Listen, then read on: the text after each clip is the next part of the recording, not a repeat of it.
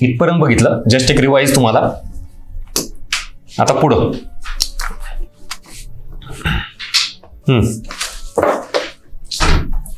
मी शब्द फक्त लिहितोय, मला तुम्ही रिकाम्या जागा भरा. महसुली तूट म्हणल्यानंतर काय येईल?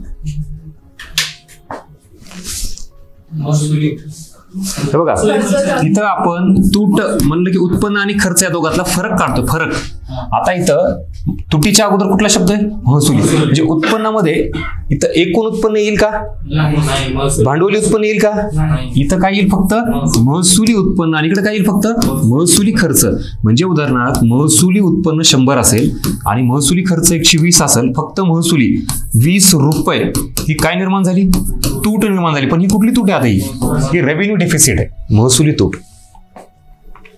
सेम याच्या संबंधित अजून एक कन्सेप्ट आहे, ती म्हणजेच इफेक्टिव्ह रेव्हेन्यू डेफिसिट, प्रभावी महसुली तूट.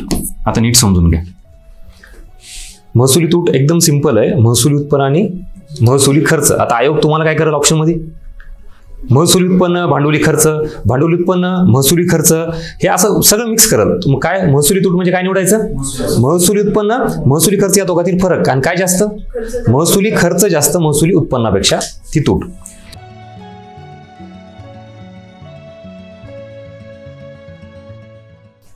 याच्यामध्ये सरकारला कुठलीही तूट कमी दाखवायची असते का जास्त दाखवायची असते? आठवतं का बॅकग्राऊंड मी तुम्हाला सांगितलेलं? तूट हे निगेटिव्ह पॅरामीटर असतो सरकारच्या दृष्टिकोनातून, तर तो कमीत कमी दाखवायचा असते. मग इथं 20 रुपये ही आपण महसुली तूट काढली.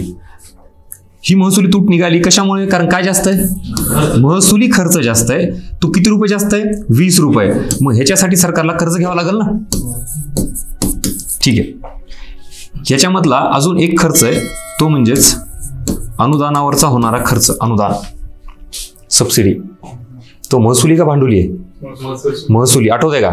आणि महसुलीमध्ये ह्या अनुदानाच्या बाजूला कंसात काहीतरी लिहिलं होतं मी. व्हेरी गुड, आठवलं? एकाच जणाला आठवलं फक्त. राज्यांसाठी दिलेली अनुदाने केंद्र सरकारने राज्यांना दिलेल्या अनुदानामध्ये राज्य सरकार भांडवली गुंतवणूक सुद्धा करू शकतं. रस्ते, रेल्वे, अजून काही प्रकल्प असतील तेही. खर्च कोणाचा होतोय? केंद्राचा. पण याच्यामधून बेनिफिट कोणाला मिळतोय? राज्यांना. मग राज्याच्या उत्पन्नात काउंट होतं ना, केंद्राच्या उत्पन्नात काउंट होत नाही.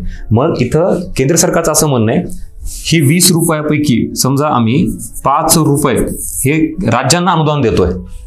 मग खर्च कोणाचा होतोय? केंद्राचा. पण उत्पन्न राज्यांना मिळतोय. म्हणजे हे खर्च आम्ही जर गृहीत नाही धरला तर ऍक्च्युली आमची तूट कमी होईल. पण ह्या खर्चामुळे काय होईल? तूट वाढायला लागली ना. म्हणून इथं महसुली तूट याच्यातून काय मायनस करायचं? अनुदानाची रक्कम मायनस करायची. महसुली तूट किती आहे? 20. अनुदान किती आहे? 5 रुपये. किती आलं? 15 रुपये. ही कुठली तूट आहे? प्रभावी महसुली तूट. ही महसुली तुटीपेक्षा कमी आली. का बरं?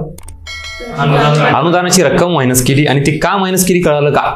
केंद्राचं म्हणणं ते राज्यांसाठी आहे. मग आमचा उगाच खर्च वाढायला लागला आणि तुमची तूट मोठी दिसायला लागली, ती आम्हाला नकोय. बस, दॅट्स इट.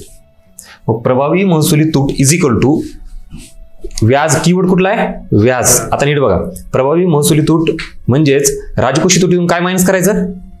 व्याज. असंच लक्ष द्यायचं. आयोग तिथं हेच ऑप्शन टाकतं तुम्हाला. मुळात मग हे सगळ्या तुटीच्या संकल्पना वाचलेल्या असतात, ओळखीच्या असतात. एक्झॅक्टली डिफरन्स करता आला पाहिजे कशातून काय मायनस करायचं. तुम्हाला याच्या आधी प्राथमिक तूट सांगितली. मग प्रभावी महसुली तूट आणि प्राथमिक तूट दोन्ही एकत्र केलं. सांगा कशातून काय मायनस करू? प्रभावी महसुली तूट आणि प्राथमिक तूट. आधी सांगा प्राथमिक तूट. व्याज मायनस करू कशातून? राजकोषी तुटीतून. आता प्रभावी महसुली तूट. अनुदान मायनस करू कशातून? बस, आली क्लिअरिटी. हेच परीक्षेत प्रश्न येतो. इकडे ज्यावेळेला आपण बघितलं प्राथमिक तूट हे व्याज मायनस केलं कशातून? राजकोषीय तुटीतून हे व्याज मायनस केलं. इथं प्रभावी महसुली तूट आहे, इथं अनुदान मायनस केलं कशातून? महसुली तुटीतून. बस, एवढे कीवर्ड्स लक्षात ठेवा.